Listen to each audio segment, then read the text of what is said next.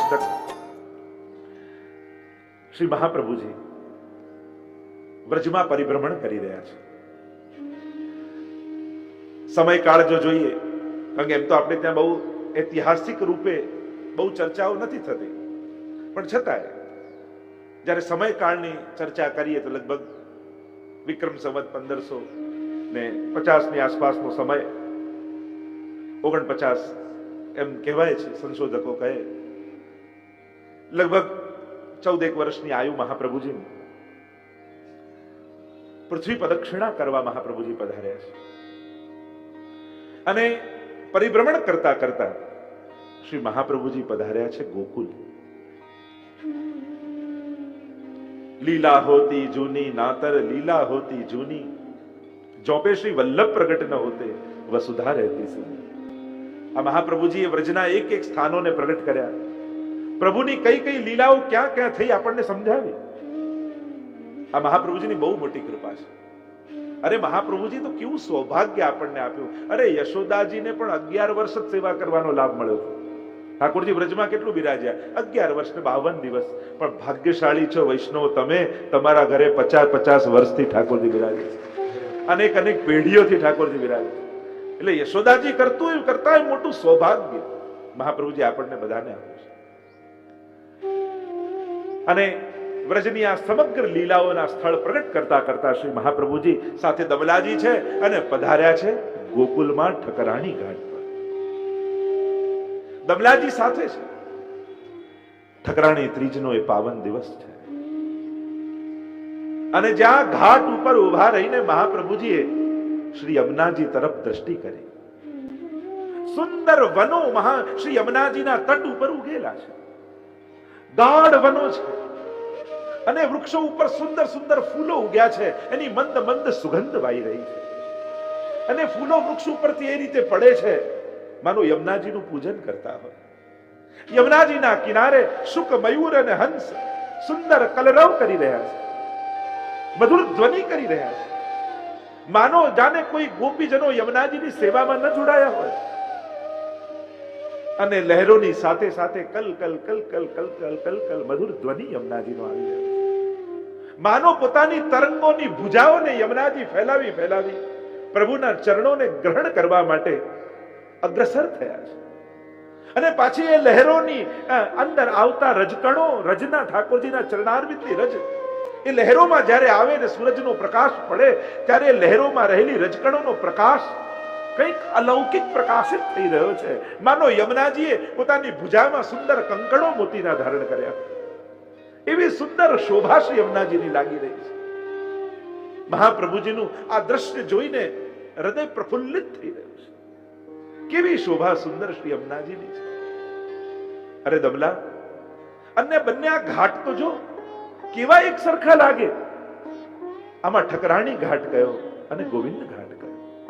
સહજ મહાપ્રભુજીના મુખમાંથી વચનો નીકળે અને જ્યાં આવી સુંદર શોભા. તિહારો દરસ મોહી ભાવે શ્રી યમુનાજી, તિહારો દરસ મોહી ભાવે. નયન ભર દેખ બભાનુ તનયા. આખું સુંદર દૃશ્ય જોઈ જાણે મહાપ્રભુજીને એમ થયું કે આ ખાય આ દૃશ્યને નેત્રોમાં ભરી. એવી સુંદર શોભા ચારે બાજુ યમુનાજીની દેખાઈ રહી છે. અને જ્યાં સહજમાં આ પ્રશ્ન દમલાજીની આગળ સહજ જિજ્ઞાસા મહાપ્રભુજી પ્રગટ કરી અને એટલામાં જ ભ્રમરો યમુનાજીમાં પડવા લાગ્યા. કિંકણીઓના શોર આવવા લાગ્યા. કંકણોના મધુર ધ્વનિ ગુંજવા લાગ્યા. ક્યાંક દૂર દૂર ઘંટનાદના સ્વર સંભળાવા લાગ્યા. અને જ્યાં ભ્રમર પડ્યા યમુનાજીની ભીતર, અને એ જ ક્ષણે એ ભ્રમરમાંથી 16 વર્ષ યુવતી સ્વરૂપ બોલો શ્યામ સુંદર શ્રી યમને સાક્ષાત શ્રી યમુનાજીનું પ્રાગટ્ય થયું. રાધા માધવ અંગતે પ્રગટ ભઈ ઇકવામ, નખતે કટીલો રાધિકા और કટી થે શીખ લો શ્યામ. માનો ઠાકોરજી અને સ્વામીજીનું યુગલ સ્વરૂપ કોઈ એક સ્વરૂપમાં સમાહિત થઈ ગયું હોય એવી અલૌકિક શોભાવાળા 16 વર્ષ યુવતી સ્વરૂપ શ્રી યમુનાજી પ્રગટ થયા. સુંદર કમળોના શૃંગાર યમુનાજીએ ધારણ કર્યા છે. હાથમાં કમળની માળા છે, ડાબા હાથમાં કમળની છડીઓ છે. અને યમુનાજીની ભીતર અનેક કમળો ખીલ્યા અને કમળ ઉપર ચરણ પધરાવતા પધરાવતા પધરાવતા આ શ્યામ સુંદર શ્રી યમુનાજી શ્રી યમુના ઘાટના તટ ઉપર પધાર્યા. મહાપ્રભુજી અલૌકિક સ્વરૂપના દર્શન કરી રહ્યા છે. આંખોમાંથી ચોધાર અશ્રુપાત થવા લાગ્યા, રોમાંચ રૂવાડે રૂવાડે થવા લાગ્યો. અરે સાક્ષાત યમુનાજી પ્રગટ થયા. જેમ ગિરિરાજજીની ઉપર શ્રીનાથજી અને મહાપ્રભુજીનું પ્રથમ મિલન થયું, એમાં ઠકરાણી ઘાટમાં શ્રી વલ્લભ અને યમુનાજીનું પ્રથમ મિલન થયું. પ્રથમ ભૂતલ પર પ્રગટ યમુનાજીના દર્શન અહીંયા મહાપ્રભુજીને ઠકરાણી ત્રીજના દિવસે થયા. અને કમળની છડી લઈને પધારેલા શ્રી યમુનાજી બતાવ્યું કે શ્રી વલ્લભ આ ગોવિંદ ઘાટ છે, આ ઠકરાણી ઘાટ છે. અને જ્યાં આવા આધિદૈવિક સ્વરૂપની આભા શ્રી મહાપ્રભુજીએ જોઈ અને એ યમુનાજી રસરૂપે શ્રી મહાપ્રભુજીના હૃદયમાં પ્રગટ થયા.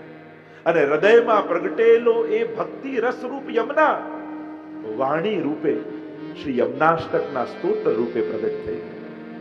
આ યમુનાષ્ટક કોઈ ગ્રંથ નથી, પણ વલ્લભના હૃદયમાં પ્રગટેલા ભગવદ રસનું વાંગમય યમુના સ્વરૂપ છે.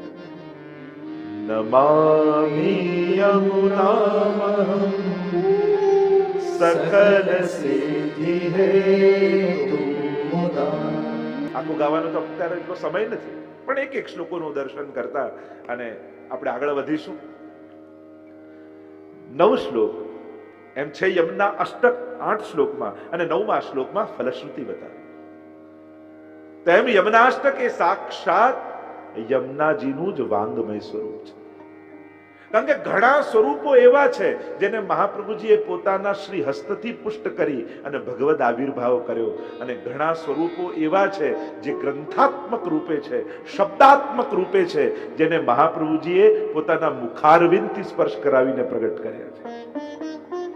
અને એટલા માટે જ્યારે પણ યમુનાષ્ટકનો પાઠ કરો ત્યારે જેમ કૃષ્ણાધરામૃતા સ્વાદ સિદ્ધિરત્ર ન સંશય, એમાં યમુનાષ્ટક પણ મહાપ્રભુજીની અધર સુધાનું સ્વરૂપ છે. એ સુધાત્મક રૂપ છે, કારણ કે સ્વયં શ્રી વલ્લભ સુધારૂપ છે. જેમ સપ્તશ્લોકીમાં ગુસાઈજી પ્રભુચરણ મહાપ્રભુજીનું સ્વરૂપ સમજાવે છે, એમને સુધાત્મક કહ્યા છે. સુભગ મૂર્તિ સકરુણા, આ સુધાની મૂર્તિ શ્રી વલ્લભ છે. અને સુધાની મૂર્તિ શ્રી વલ્લભ એટલે એમાં કેવલ વલ્લભ રૂપ સુધા જ નથી, પણ યાહી મે યમુના, યાહી મે ગોકુલ, યાહી મે બ્રજમંડલો, સબનતે શ્રી વલ્લભ નામ બલો. રોમ રોમ રસ છલકે શ્રી વલ્લભ. આ રોમ રોમમાં કયો રસ છલકી રહ્યો છે? તો કે વૃંદાવન સંપત્તિ અંગ અંગે શ્રીમદ વલ્લભ રૂપ સુરંગે. એટલે કે વલ્લભ રૂપ સુધાની અંદર શ્રી યમુનાજીની પણ સુધા છે, શ્રી કૃષ્ણની પણ સુધા છે, સમસ્ત વ્રજગોપીઓની પણ સુધા છે, સ્વયં ગિરિરાજજીની સુધા છે. આ સમસ્ત વ્રજમંડલની સુધા શ્રી વલ્લભની સુધાની અંદર વહી રહી છે. અને એટલા માટે આ સુધારૂપ શ્રી વલ્લભ છે. તો આ યમુનાષ્ટક રૂપે શ્રી યમુનાજી શ્રી વલ્લભ રૂપ સુધામાં વહી રહ્યા હતા. એ સુધામાંથી શ્રી યમુનાજીની ધારા શ્રી મહાપ્રભુજી યમુનાષ્ટક રૂપે પ્રગટ કરી. અને એટલા માટે કદાચ નિત્ય યમુના જલના પાન ન કરી શકો, પણ નિત્ય યમુનાષ્ટક કરો ને એ પણ યમુનાજીના પાન બરાબર જ છે. આ નિત્ય તમારું યમુના પાન છે. આપણે ત્યાં જેમ ચરણામૃત લઈએ, આદિ લઈને આપણા દેહને અલૌકિકતા સિદ્ધ કરીને પછી ભગવત સેવામાં જઈએ, એમ જ શ્રી યમુનાષ્ટકનો પાઠ કરો પછી આ દેહ ભગવત સેવાની પાત્રતા પ્રાપ્ત કરે છે. અને એટલા માટે નિત્ય વૈષ્ણવે યમુનાષ્ટકનો પાઠ જરૂર કરવો. ચર્ચાઓ તો અનેકવિધ છે.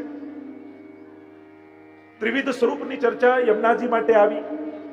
મહાપ્રભુજી યમુનાષ્ટકમાં, કારણ કે યમુનાષ્ટક અન્ય આચાર્યો પણ પૂર્વમાં લખેલા છે, શંકરાચાર્ય આદિના પણ યમુનાષ્ટકો છે સંસ્કૃત સાહિત્યમાં, પણ એ બધા સ્તોત્રોમાં એ યમુનાષ્ટકોમાં જે વર્ણન છે એ યમુનાજીના આધ્યાત્મિક સ્વરૂપનું વર્ણન છે. અને મહાપ્રભુજી રચિત યમુનાષ્ટકમાં જે વર્ણન છે એ યમુનાજીના આધિદૈવિક સ્વરૂપનું વર્ણન છે. સહજમાં તમને સરળતામાં જો સમજાવું, શ્રી યમુનાજીને જે જલ પ્રવાહ સ્વરૂપે આપણે જોઈએ છે, નદી સ્વરૂપે જે જોઈએ છે, એ યમુનાજીનું આદિ ભૌતિક સ્વરૂપ છે. યમુનાજી એ પરમ પાવન તીર્થ રૂપ છે અને ત્યાં સ્નાન કરવાથી સમસ્ત પાપોમાંથી મુક્તિ મળે. આ જે તીર્થ ભાવના શ્રી યમુનાજીની રાખી અને યમુનાજીના સ્નાનપાન અને આચમન કરો, જેનાથી અમે પાપ મુક્ત થઈએ, એ જે દેવીનું સ્વરૂપ છે એ શ્રી યમુનાજીનું આધ્યાત્મિક સ્વરૂપ છે. અને ત્રીજું સ્વરૂપ શ્રી મહાપ્રભુજી જે આપણને સમજાવે છે યમુનાષ્ટકમાં, નમત કૃષ્ણ તુર્ય પ્રિયામ, ઠાકોરજીની આ ચતુર્થ પ્રિયાને નમન કરો. આજ્ઞાર્થ છે નમત. ચતુર્થ પ્રિયા એટલે કે વ્રજમાં જે 4 યુથ ગોપીજનોના છે, એમાં ચોથા યુથના અધિપતિ રૂપ સખી રૂપ જે યમુનાજી છે, એ યમુનાજીનું આદિ દૈવિક સ્વરૂપ કહેવાય. તો આપણે ત્યાં જે આરાધના યમુનાજીની છે, એ આરાધના એ સખી સ્વરૂપ. એટલા માટે જ આપણે ત્યાં એવો ભાવ ચૈત્ર સુદ છઠ જે ઉત્સવ યમુનાજીનો માનીએ છે, તો એક એવી ભાવના માનવામાં આવે છે કે સખી સ્વરૂપે જમનાવતા ગામમાં ભાનુ ગોપને ત્યાં શ્રી યમુનાજીનું એ દિવસે પ્રાગટ્ય થયું હતું. અને એટલા માટે ચૈત્ર સુદ છઠ નો દિવસ આપણે યમુનાજીના પ્રાગટ્યનો દિવસ એક ભાવાત્મક રૂપે માનીએ છીએ કે સ્વયં યમુનાજી સખી સ્વરૂપે વ્રજમાં પ્રગટ થયા. મહાપ્રભુજી તો સુબોધની આદિમાં પણ આજ્ઞા કરે છે, ભાગવતાલ પ્રકરણ આદિમાં પણ આજ્ઞા કરે છે, ભક્તિ હેતુસ્તુ યમુના, ભક્તિના હેતુ રૂપ યમુનાજી છે. જ્યારે મહાપ્રભુજી આ આદિદૈવિક સ્વરૂપના દર્શન યમુનાજીના કર્યા, કેવા દર્શન કર્યા કે સાક્ષાત સ્મરપિતુ શ્રીયમ બિભ્રતિમ, સાક્ષાત ઠાકોરજીની શોભાને ધારણ કરીને યમુનાજી પધાર્યા છે. જાણે એમ લાગે કે જાણે સાક્ષાત પ્રભુ જ છે. શ્રી યમુનાજીના સ્વરૂપની તો ઘણી બધી ગહન ચર્ચાઓ છે. અત્યારે પ્રધાન વિષય રૂપે યમુનાષ્ટક નથી એટલે એનું બહુ ઊંડાણથી એની ચર્ચા નહીં કરીએ. પણ શ્રી મહાપ્રભુજીને દર્શન થયા, સાક્ષાત પ્રભુ જ પધાર્યા. કારણ કે કૃષ્ણ તન વર્ણ ગુણ ધર્મ શ્રી કૃષ્ણ કે બિલકુલ ઠાકોરજી જેવા જ ગુણ અને વર્ણ છે, સ્વરૂપ છે.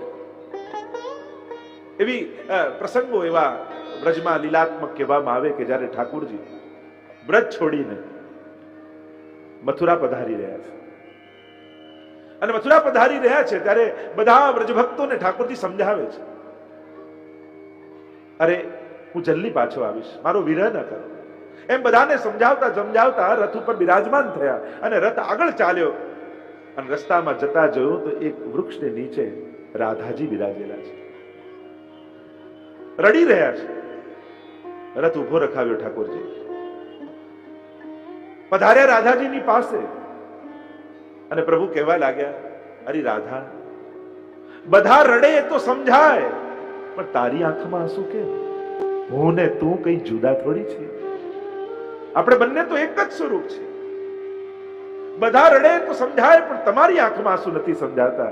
રાધાએ કહ્યું, અમે ને તમે એક છીએ બરાબર, કણકણમાં આપ છો બરાબર, પણ આંખીને એસી ટેવ પડી, આ આંખોને તો આપને જોવાની આદત પડેલી છે, આપના વગર કેમ જીવીશું? સમજાવ્યા છે પ્રભુએ કેમે કરીને કે હું જલ્દી પાછો આવીશ. અને ભારે મને ઠાકોરજી રથમાં બિરાજમાન થયા. અક્રૂરજીનો રથ ચાલ્યો અને અહીંયા વિશ્રામ ઘાટ પાસે આવીને ઉભો રહ્યો. ગોપીઓ દેખાય છે, રડતા રાધાજી દેખાય છે, અને પ્રભુને એમ થયું કે મારા વિરહમાં આ બધા પ્રાણ છોડી દેશે, નહીં જીવી શકે મારા મને. શું કરું કે મારા વ્રજભક્તોના પ્રાણ છૂટે. અને એ સમયે વિશ્રામ ઘાટ પર બિરાજેલા ઠાકોરજીએ મનમાં યમુનાજીનું ચિંતન કર્યું. અને યમુનાજીનું ચિંતન કરતા જ યમુનાજી સામે પ્રગટ થઈ ગઈ. શું આજ્ઞા છે પ્રભુ, કેમ મને યાદ કરી? વિશ્રામ ઘાટે યમુનાજી પ્રગટ થયા અને ત્યારે ઠાકોરજીએ કહ્યું કે હે શ્રી યમને, આપનું સ્વરૂપ બિલકુલ મારા જેવું છે, એવો જ વર્ણ, એવી જ શોભા, એવું જ મુખારવિંદ, એવા જ નેત્રો, બિલકુલ આપ મારા જેવા છે. હા તો એમાં શું પ્રભુ? ઠાકોરજીએ પોતાની રાસની સાક્ષી રૂપે મુગટ કાઢી શ્રી યમુનાજીના મસ્તક પર ધરાવ્યો, પોતાની સમગ્ર વ્રજલીલાની કાછની વડી કરી અને યમુનાજીને કાછની ધરાવી. અને પ્રભુ હવે જોવા લાગ્યા એ યમુનાજી હવે આ બિલકુલ મારા જેવા લાગે છે, તો પ્રભુ મને આવો વેશ કેમ ધરાવ્યો મુકુટ કાચની? ઠાકોરજી કહે એટલા માટે કે હવે મારા વ્રજ ભક્તોને વ્રજમાં મારો વિરહ થાય અને એવી ક્ષણ આવી જાય કે એમના પ્રાણ છૂટી જાય, એવા ક્ષણે આપ આ સ્વરૂપ ધારણ કરી એમની સામે પ્રગટ થઈ જજો. તો એનાથી શું થશે કે એનાથી એ થશે કે વ્રજ ભક્તોને એમ લાગશે જાણે સાક્ષાત હું આવી ગયો અને સંયોગનો આનંદ અનુભવાશે, એટલે વિરહમાં પ્રાણ છૂટતા બચી જશે. આપ સાક્ષાત મારા જેવા છો.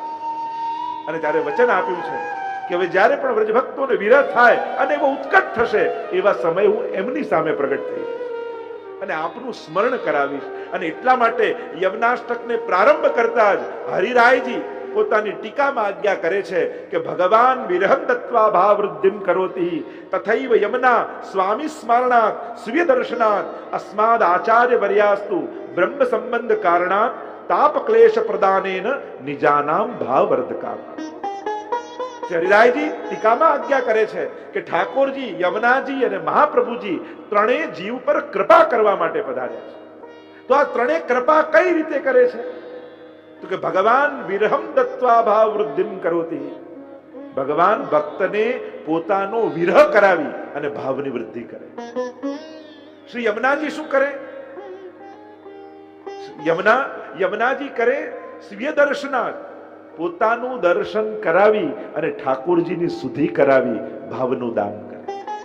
આ યમુનાજીનું કાર્ય છે લીલામાં, કે જ્યારે વ્રજ ભક્તોના વિરહ ઉત્કટ બની જાય ત્યારે યમુનાજી પ્રગટ થઈ જાય અને એક ક્ષણ માટે વ્રજ ભક્તોને એમ લાગે પ્રભુ પધારી ગયા અને વિરહમાં પ્રાણ છૂટતા બચાવે. તો સ્વીય દર્શનાર્થ અને પ્રભુનું સ્મરણ કરાવે, પોતાના દર્શન માત્રથી પ્રભુમાં પ્રેમ પ્રગટાવે. અને મહાપ્રભુજી બ્રહ્મ સંબંધ કારણાત તાપ ક્લેશ પ્રદાનેન નિજાનામ ભાવવૃદ્ધકા. તાપ ક્લેશનું દાન કરી અને ભક્તમાં બ્રહ્મ સંબંધ આપી અને તાપ ક્લેશ પ્રગટાવે કે અરે પ્રભુથી વિકુટા પડે હજારો જન્મોનું અંતરાય થઈ ગયું છે. અને આ તાપ ક્લેશ પ્રગટ થતા જ ભક્તના ભાવની વૃદ્ધિ થાય. તો આવું આધિદૈવિક સ્વરૂપ શ્રી મહાપ્રભુજીની આગળ પ્રગટ થયું. અને એટલા માટે જ્યારે કંઈક અલૌકિક મળે, જો લૌકિકમાં આભાર વિધિ હોય, વ્યવહાર વિધિ હોય, લૌકિકમાં કંઈક સારું પ્રાપ્ત થાય યા કોઈએ કંઈક સારું કર્યું તો તમે વિચાર કરો કે આપણો પણ સમય આપશે તો કંઈક કરીશું. આ લૌકિક, જ્યાં વ્યવહાર પ્રધાન હોય. પણ અહીંયા અલૌકિકમાં કોઈ અલૌકિકતાની પ્રાપ્તિ થાય ત્યારે વ્યવહારનો વિચાર ન કરાય, ત્યારે તો વંદનનો વિચાર કરાય. કારણ કે આપણે એ વ્યવહાર દ્વારા ચૂકવી શકવાના નથી આ મળેલા લાભને. એટલે શું કરીએ? નમામ, બે હાથ જોડી દીધા મહાપ્રભુ. યમુનાજીની સ્તુતિ કરતા સૌથી પહેલા નમન કર્યું છે. આપણે ત્યાં ષોડશ ગ્રંથોમાં ત્રણેક ગ્રંથ એવા હશે જે નમનથી શરૂ થાય. નમામિ યમુનામહં સકલ સિદ્ધિ હેતુમ મુદા. નમન કર્યા. કેવા યમુનાજીને નમન કર્યા? સકલ સિદ્ધિના હેતુ એવા શ્રી યમુનાજીને નમન કર્યા. અને કઈ રીતે નમન કર્યા? મુદા, પ્રસન્નતાપૂર્વક. આપણે નમન કરીએ છીએ પણ આ નમનની સાથે પ્રસન્નતા નથી હોતી. ખેદ હોય છે, ફરિયાદ હોય છે, માંગણી હોય છે. વિચાર કરજો, જ્યારે પણ નમન કરો ત્યારે નમનની સાથે પ્રસન્નતા છે કે નહીં એનો વિચાર કરજો. પ્રાય આપણા નમનની સાથે જોજો, ક્યાંક સ્વાર્થ હશે, ક્યાંક માંગ હશે, ક્યાંક ફરિયાદ હશે. આ ત્રણેયને મૂકી દઈએ ને ત્યારે સાચા અર્થમાં નમન થાય, ત્યારે શરણાગતિ થાય. નમામિ યમુના અહમ, હું યમુનાજીને નમન કરું છું. યમ ઉના, ટીકામાં તો આચાર્યો એક એક શબ્દોની વ્યાખ્યાઓ કરે. નમનની વ્યાખ્યા અર્થઘટન કરતા આચાર્યો બતાવે કે નમનથી અધિક આપણે કરી પણ શું શકવા સમર્થ છે? જીવ બીજું કઈ જ કરવા સમર્થ નથી. કારણ એને જે મળ્યું છે એ બધું ભગવાને આપેલું છે. એટલે વ્યવહાર દ્વારા પ્રભુને આપણે પ્રસન્ન કરી શકીએ એવા નથી. અને એ વસ્તુ યાદ પણ રાખજો, ક્યારે પણ પ્રભુને આપણા વ્યવહારથી પ્રસન્ન કરવાની કોશિશ ન કરતા. હા, વ્યવહાર એ આપણું સમર્પણનો પ્રકાર હોઈ શકે. આ જે કંઈ પણ ધરીએ છે ઉત્તમમાં ઉત્તમ ધરીએ, સર્વ વસ્તુનું સમર્પણ કરીએ, પણ એને વ્યવહાર બુદ્ધિથી નહીં, આભાર વૃત્તિથી. કે ભગવાને આટલું કર્યું તો લાવ એમના માટે હું આટલું કરું, આવી બુદ્ધિ એ લૌકિક બુદ્ધિ કહેવાય. અને મહાપ્રભુજી આગળ ના પાડે છે, મનુતે નૈવ લૌકિકમ, અમારા ઠાકોરજી લૌકિક નથી. એટલે એમને પ્રસન્ન કરવામાં પણ લૌકિક વૃત્તિનો પ્રયોગ ન કરતા. આ લૌકિકતા છે. ભગવાને આટલું આપ્યું તો લાવ હું એમને એટલું આપું ના. ત્યારે વ્યવહાર બુદ્ધિ નહીં, આભાર બુદ્ધિ રાખી કે પ્રભુ આપનો ખૂબ ઉપકાર છે. પ્રભુ આ આપનો આભાર કેમ વ્યક્ત કરું? આ મારો આનંદ અભિવ્યક્ત કરું છું કે મારા પર આપની આટલી કૃપા છે ને, એનો આનંદ હું અભિવ્યક્ત કરી રહ્યો છું આના દ્વારા.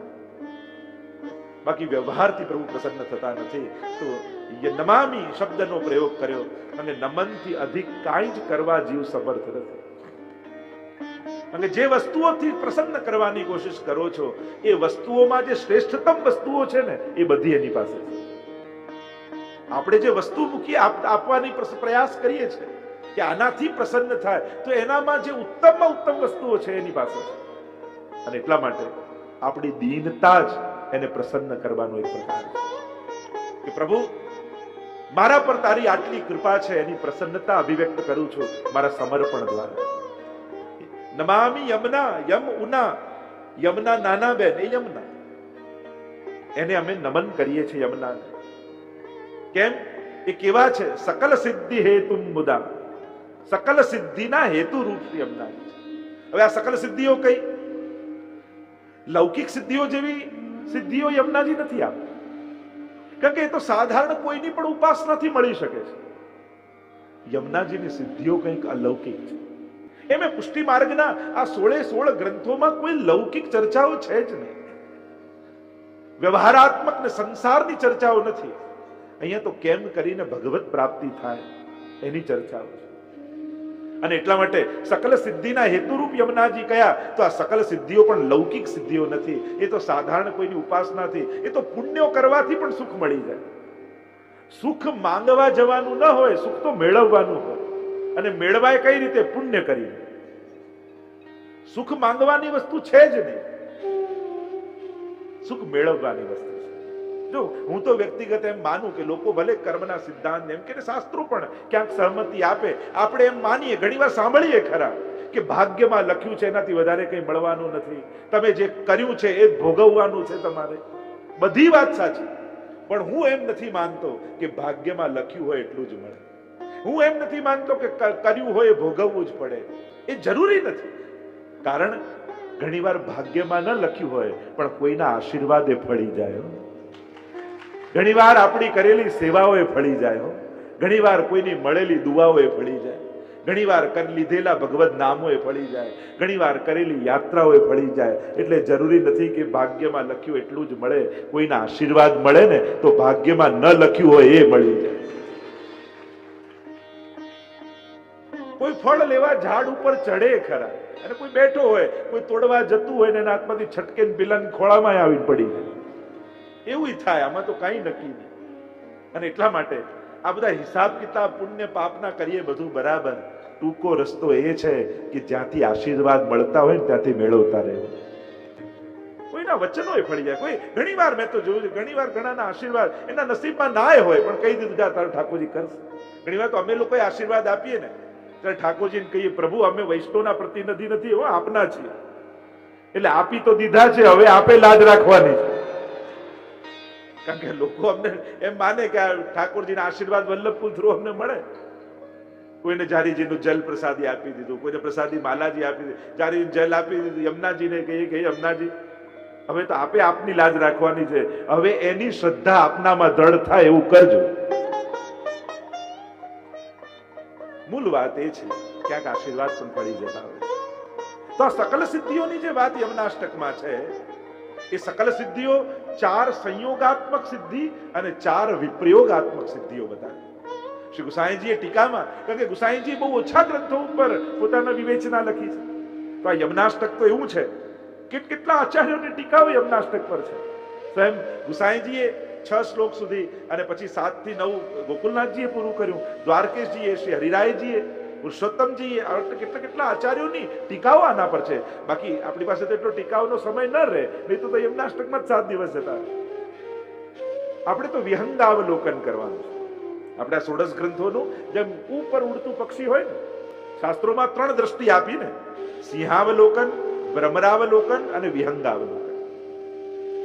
સિંહાવલોકન એને કહેવાય કે જેમ સિંહ ચાલતો હોય, 4 ડગલા ચાલે ને પાછું વળીને જુએ, પાછો 4 ડગલા ચાલે ને પાછું વળી. તમે સિંહને ચાલતો જોયા હશે. એમ શાસ્ત્રોનું અધ્યયન ઘણીવાર એ રીતે થાય કે આગળ તમે શ્લોકો જોતા જાઓ ને પાછળનું રેફરન્સ જોતા જાઓ કે એ જ વાતનો વિસ્તાર થઈ રહ્યો છે. બીજું એક દ્રષ્ટિકોણ એ વિહંગાવલોકન છે. જેમ આકાશમાં ઊંચું ઉડતું પક્ષી હોય, ગીત દાદી હોય, આકાશમાં ઊંચે હોય, પોતાના કામની વસ્તુ દેખાય એટલે સીધા નીચે આવે, ચાંચમાં ભરાવે પાછા ઉપર. તો આપણે 16 ગ્રંથ એ રીતે જ જોવાના છે. ઉપરથી ઉડતા ઉડતા જોઈશું અને એમ લાગશે કે તમારા કામની વસ્તુ છે તો નીચે ઉતરી ચાંચમાં ભરાવીને પાછા ઉપર. તો જ આ દ્રષ્ટિકોણથી જોઈએ તો જ અવલોકન થઈ શકે. અને ત્રીજો દ્રષ્ટિકોણ ભ્રમરાવલોકન કહેવાય કે કોઈ ફૂલ ઉપર ભમરો બેસે અને સમગ્ર એના રસનું પાન કરે અને પછી જ એમાંથી ઉડે. પણ આ ભ્રમરાવલોકન માટે તો વર્ષો નીકળી જાય. તો આપણા આચાર્ય, જો પુષ્ટિ માર્ગ એટલો સમૃદ્ધ માર્ગ છે ને કે કેટલા આચાર્યો ટીકાઓ લખી છે. સાહિત્યમાં આપણો કેટલો મોટો વૈભવ આપણને મળેલો છે આપણા આચાર્ય.